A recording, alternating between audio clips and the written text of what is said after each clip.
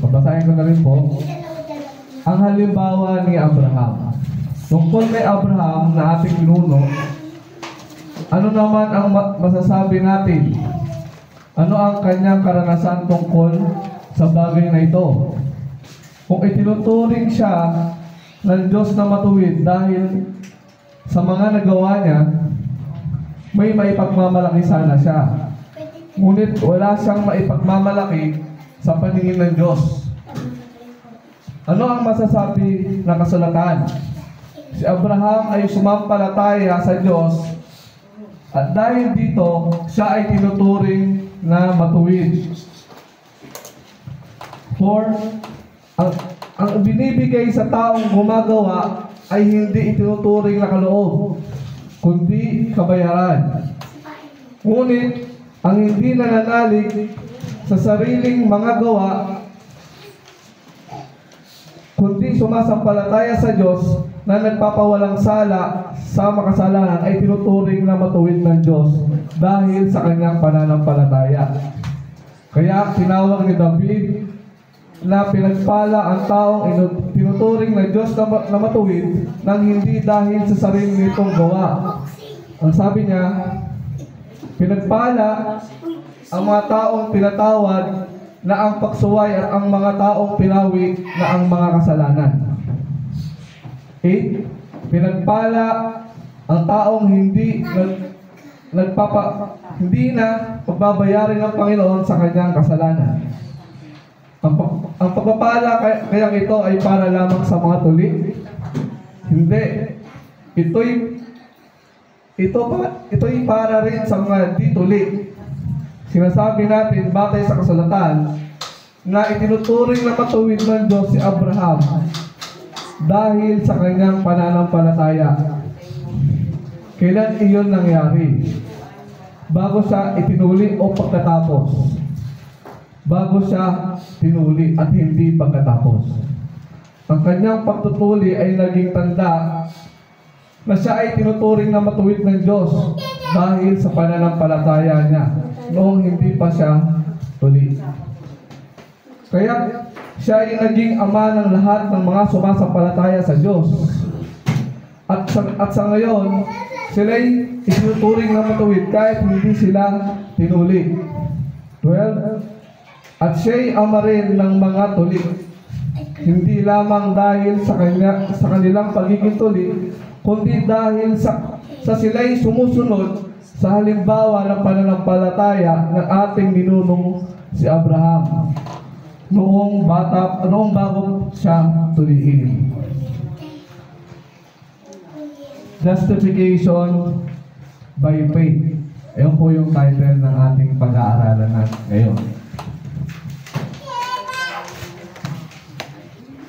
Justification by faith o pinawalan sala sa pamamagitan ng pananampalataya.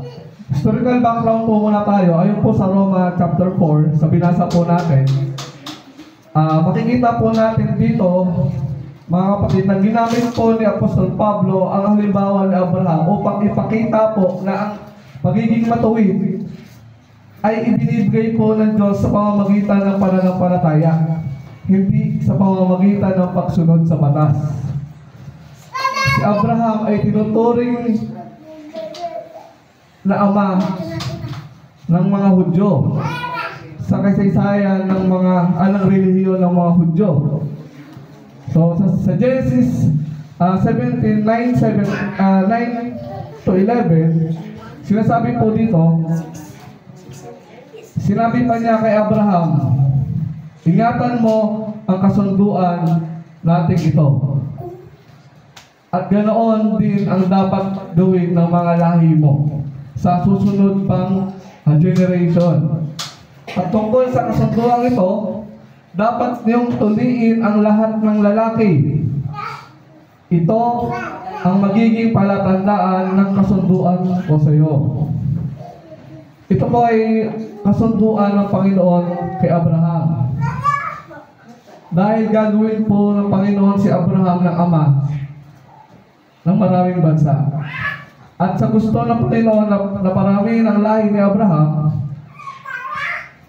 at that time din po, dayuhan po sila sa lupain ng Kanaan. Nangako po dito ang Panginoon na ibibigay ang buong lupain na tinutuluyan nila sa panahon pong iyon.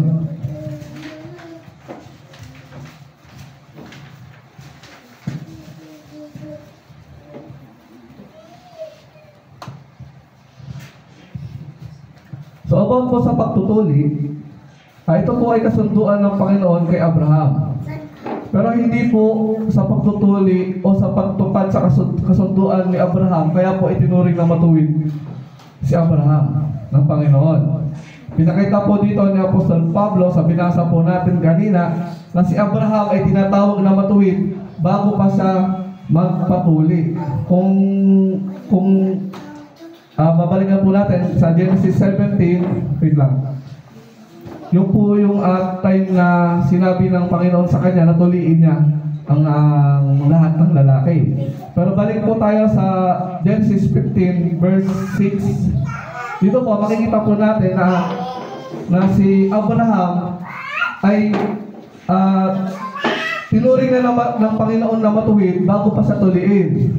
Sa Genesis 15 verse 6, nanalig si Abraham sa Panginoon.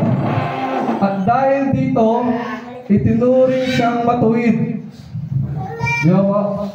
Mga kapatid, si Abraham po, ayon kay Apostol Pablo, ay sumampalataya sa Diyos at ito po ay binilang sa kanya bilang matuwid. Si Pablo po dito ay nagturo ng pananampalataya ni Abraham at hindi dahil sa kanyang mga gawa, kundi dahil sa pagtitiwala niya sa Diyos. Ito po yun. So first point po yung unang punto natin, pagiging matuwid sa pamamagitan ng pananampalataya, hindi sa gawa. Yan po yung verse 1 to 3. Basahin ko na lang din po, dyan na rin po sa may sa laptop, pakibasa na rin po. Bilang halimbawa, kung paano itinuturing ng Diyos na matuwid ang tao, isipin ninyo si Abraham na ama ng mga Hudyo sa laman. Kung itinuturing siya ng Diyos na matuwid dahil sa mga nagawa niya, sana'y may pagmamalaki siya. Pero wala siyang may pagmamalaki sa Diyos. Dahil sinabi po sa kasulatan, sumampalataya si Abraham sa Diyos, at dahil dito, itinuring siyang matuwid ng Diyos. Ibig pong sabihin, mga kapatid, ang isang tao ay hindi po nagiging matuwid sa paningin ng Diyos sa pamamagitan po ng pagsunod sa mga batas o sa pagsasagawa ng mga mabuting gawa, kundi sa pamamagitan po ng ating pananampalataya sa Panginoon. Na kahit anong gawin natin mabuti sa kapwa, kung hindi naman tayo sumasampalataya sa Diyos, hindi pa rin tayo ituturing na matuwid ng Panginoon, mga kapatid. Na kahit lagi tayo nasa church, nagsisimba, kung wala tayong relasyon sa Panginoon, hindi pa rin tayo ituturing na matuwid sa harapan ng Diyos. Na kahit anuman yung narating natin sa buhay, maging successful man tayo dito sa mundo, o maabot man natin ang posisyon na gusto natin, mga kapatid, wala tayong may pagmamalaki sa Diyos. Sa harapan po ng Diyos. Kahit pagpunas tayo ng maraming santo, hindi po natin yan maipagmamalaki sa Diyos. Hindi pa rin tayo ituturing na matuwid dahil sa ating mga ginawa. Hindi tayo tinuring ng Diyos na matuwid dahil sa ating mga gawa. Tinuturing ng Diyos na ang tao na matuwid dahil sa kanyang pananampalataya. Katulad po ni Abraham. Si Abraham po ang pinagmamalaki ng mga Hudyo. Bilang halimbawa, isang taong pinawalang sala dahil daw sa mabuting gawa. So, sa panahon ng Hudyo, si Abraham po ay sinasabi ng mga Hudyo ay itinuring na matuwid dahil sa kanilang mga gawa. Ngunit ang sabi po ni Apostol Pablo, napawalang sala po dito si Abraham sa pamamagitan po ng kanyang pananampalataya. Ang sabi po sa Galatians 3:6 verse 9, Tignan ninyo ang nangyari kay Abraham. Ayon sa kasulatan, sumasampalataya siya sa Diyos. Kaya itinuring siyang matuwid. Malinaw na ang mga sumasampalataya sa Diyos ang siyang mga tunay na anak ni Abraham. Noon pa man, sinasabi na sa kasulatan na itinuturing na matuwid ng Diyos ang mga hindi Hudyo sa pamamagitan ng pananampalataya nila. At ang magandang balita dito, ipinahayag ng Diyos kay Abraham na sabihin niya, pagpapalait ko ang lahat ng bansa sa pamamagitan mo. Sumampalataya si Abraham sa Diyos at pinagpala siya, kaya lahat ng sumampalataya sa Diyos ay pinagpala tulad ni Abraham. Amen. Mga kapatid, ang pananalig ni Abraham sa mga pangako ng Diyos ang tanging dahilan kaya sa itinuring sa harapan ng Diyos. Si Abraham po ay tulad din po natin. Nagkasala din po siya. Pero anong meron kay Abraham? Bakit siya itinuring na matuwid ng Panginoon? Kasi po meron po siyang purified faith. Puro po ang pananampalataya niya sa Panginoon. Sino po ba dito ang kaya magsakripisyo ng anak para sa Panginoon? Diba wala? Kahit ako po. Ang bigat po para sa akin, isakripisyo yung anak ko para sa baligtas din naman tao. Si Abraham po, kaya niya po isakripisyo ang anak niya dahil sa pagsunod niya sa Diyos. Ganun po kapuro yung pananampalataya ni Abraham. Na kaya po siya tinawag na halimbawa ni Apostol Pablo na bilang matuwid sa paningin ng Diyos, sa harapan ng Diyos. Pangalawang punto po. Pananampalataya nagre-resulta ng paggawa. Sa verse 4 and 5. Ang ibinibigay sa taong gumagawa ay hindi ituturing na kaloob, kundi kabayaran. Ngunit, ang hindi nananalig sa sariling gawa, kundi sumasampalataya sa Diyos na nagpapawalang sala sa makasalanan ay tinuturing na matuwid ng Diyos dahil sa kanyang pananampalataya. Ayon po kay Apostol Pablo dito, ang pagiging matuwid ay hindi po nakasalalay sa ating mga gawa, kundi sa pananampalataya sa Diyos at sa kanyang mga pangako. Ngunit, ang tunay na pananampalataya po ay dapat nagre-resulta ng gawa. At nagpapakita po ng ating pagmamahal sa Diyos. Mga kapatid, ang pananampalataya po at paggawa ay hindi po magkasalungat, kundi magkaugnay. Ang pananampalataya po ay ang paniniwala o pagtitiwala, habang ang paggawa ay po ay nagpapakita o pagsasabuhay ng pananampalataya po natin sa Panginoon. Next po. Ito po yung ang pananampalataya po ay ito ang paniniwala at pagtitiwala sa Diyos.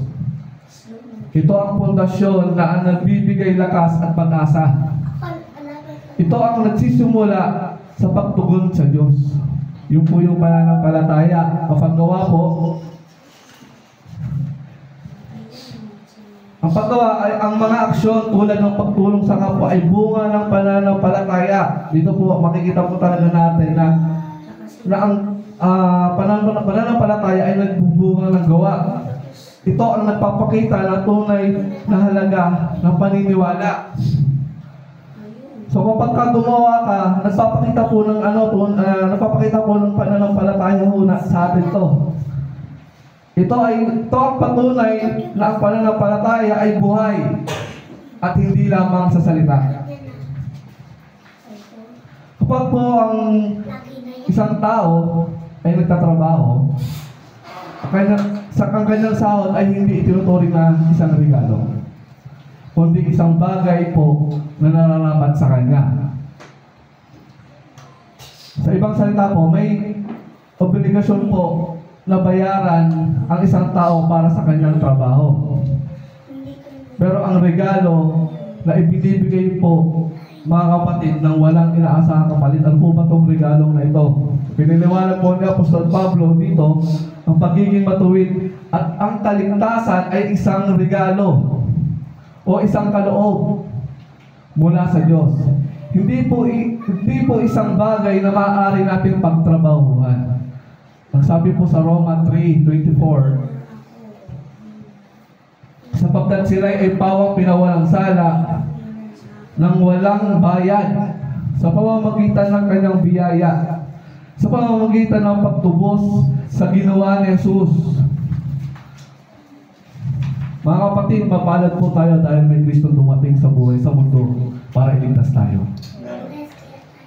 May pagkakataon pa po tayo para baguhin yung takbo ng ating buhay. Ang kailangan lang po ay sumampalataya tayo, magtiwala tayo sa ating Panginoong Hesus, hindi sa ating mga sarili. Ang sabi po sa Efeso 2:8 verse 8-9, sapagkat dahil sa kagandahan loob ng Diyos, kayo ay niligtas sa pamamagitan ng pananampalataya. At ito ay kaloob ng Diyos at hindi mula sa inyong sarili. Hindi ito bunga ng inyong mga gawa, kaya't walang maipagmamalaki sinuman. Mga kapatid, hindi din tayo naligtas. Hindi tayo maliligtas sa pagsunod natin sa mga kasulatan. Hindi rin tayo maaariing matuwid ng Panginoon dahil sa ating pagsunod sa kautusan. Na kahit nasunod mo ang 10 utos ng Diyos, kung wala naman purong pananampalataya sa ating Panginoon at nakatuon lang ang ating mga sarili, sa ating mga sarili, hindi pa rin tayo aariing matuwid ng Diyos.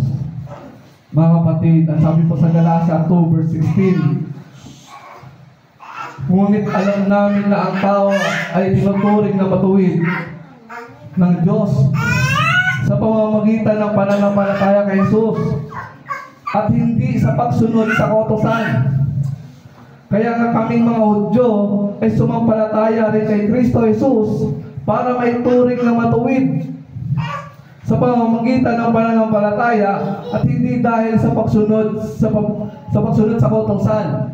Sapagkat walang sino man maituturing na matuwid sa pamamagitan ng pagsunod sa kautusan. Mga kapatid, ito po ay nangangahulugan na ang ating mga gawa ay hindi po sapat upang makamit po natin ang pagiging matuwid sa harapan ng Diyos.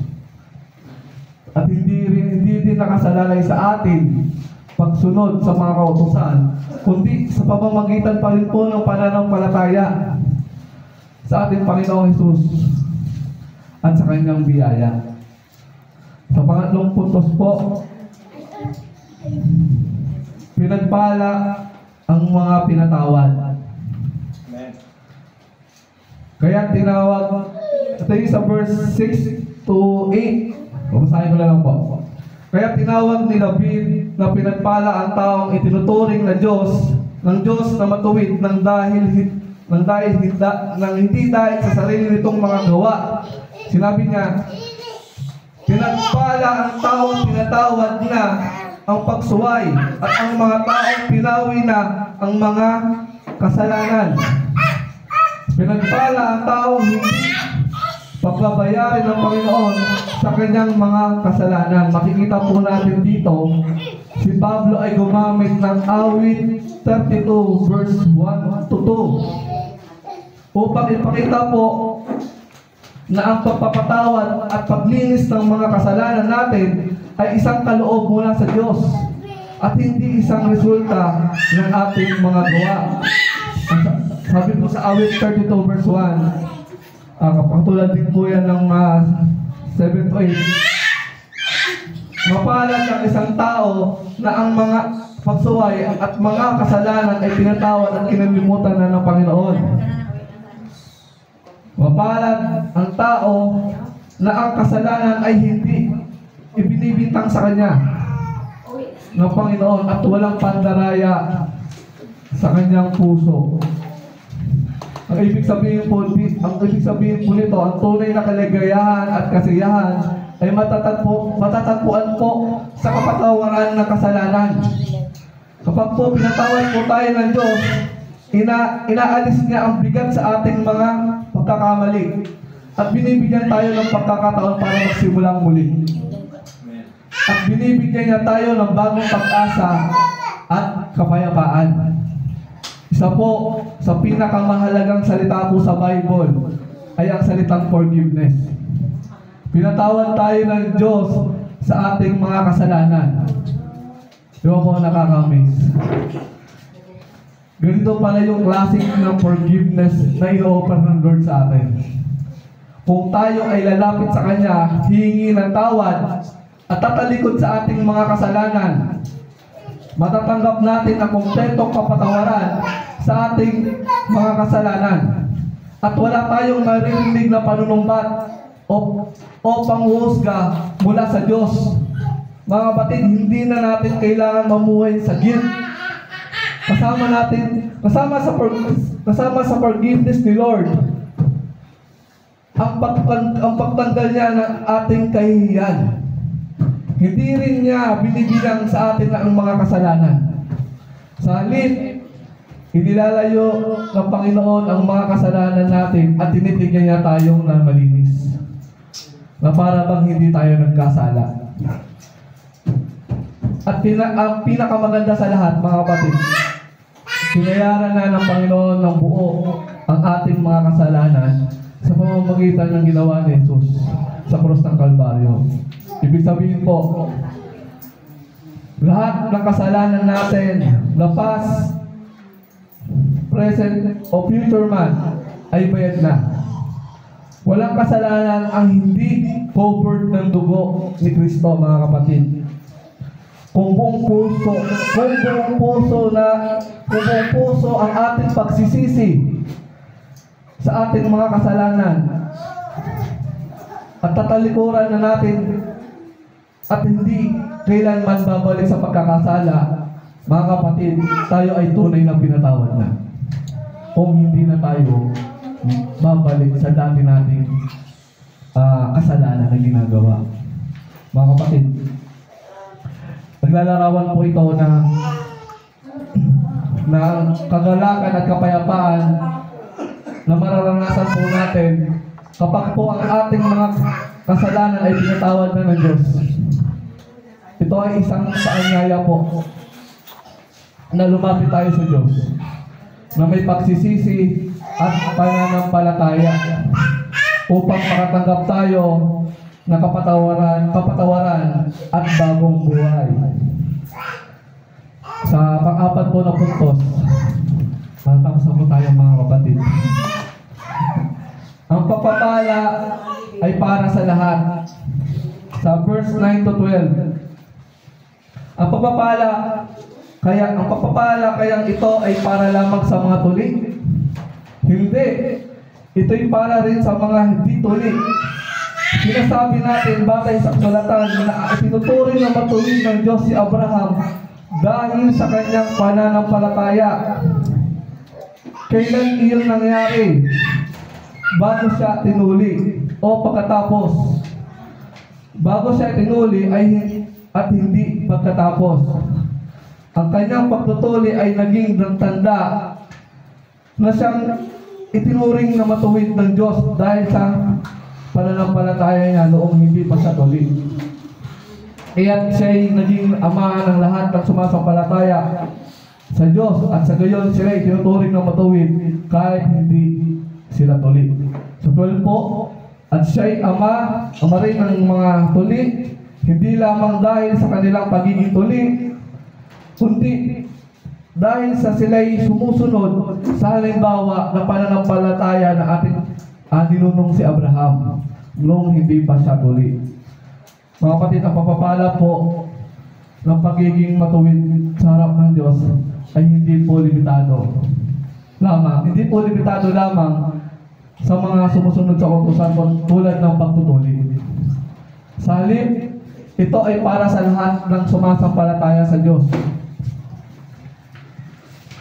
Tulad po ni Abraham, ang pagpapala po ng Diyos kay Abraham ay hindi dahil sa pagiging tuli, kundi dahil sa kanyang pananampalataya.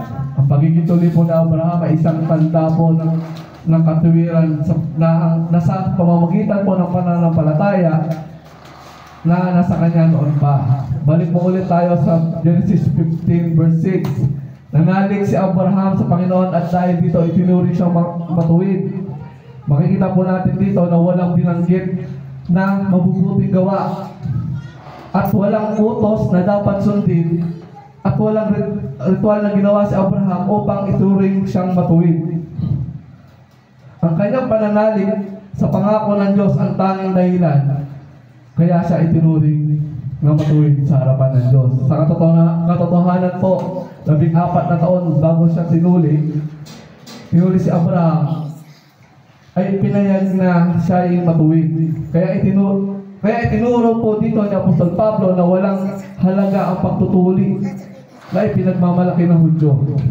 Mga kapatid, walang silbi o halaga anumang tatak sa ating katawan. Hindi na bilang palatandaan na sa relasyon natin sa Panginoon. Ang lahat, Hudyo man o hintil, tuli man o hindi tuli, ay binibigyan ng pagkakataon manalig sa Panginoon at maaaring ituring na matuwid.